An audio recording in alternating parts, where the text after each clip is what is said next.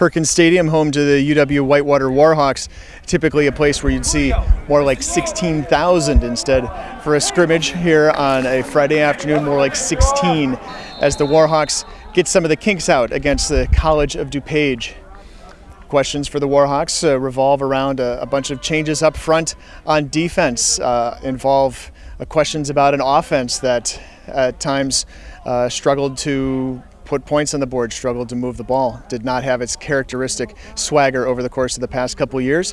5 national titles for the Warhawks. If the next one is this year, we'll find out in about 18 weeks. You know, I think the thing that I'm excited about is just as much as personnel-wise and schematically. I mean, there's not a question. You know, we got Adam Capella back as a wide receiver a year ago. He wasn't able to play for us because of his ACL injury. Getting him back gives us a vertical threat. You know, last year we basically had one vertical threat. It was Marcus Hudson. So getting Adam back is huge. Jared Ware, we're using him in the backfield. We're using him all over. We can take him vertically. So, I mean, to be able to really have 3 vertical threats helps you dramatically. I mean, I know, you know, my coaching career has been focused on the defensive side of the ball, and I know when a team has 3 vertical threats, that's tough.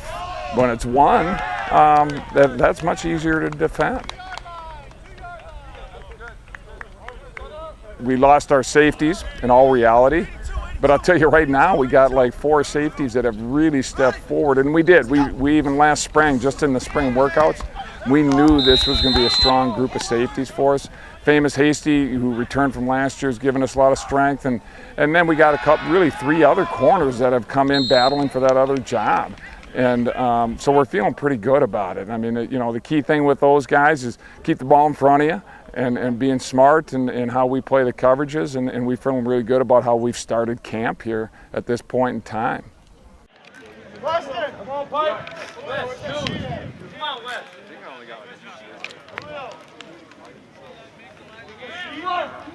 Leadership is such a point of emphasis for us, and it's really something in the sense of guys being able to keep each other in the present, and that's a term that we really talk about, is really doing a great job of keeping each other in the present. In the game of football or any sport, it's so easy to get caught up on the last play in the sense of whether it was a great play or whether it was a bad play or whatever it may be. The key piece is getting yourself going into that next play, and that was really been a kind of a point of emphasis for us all camp.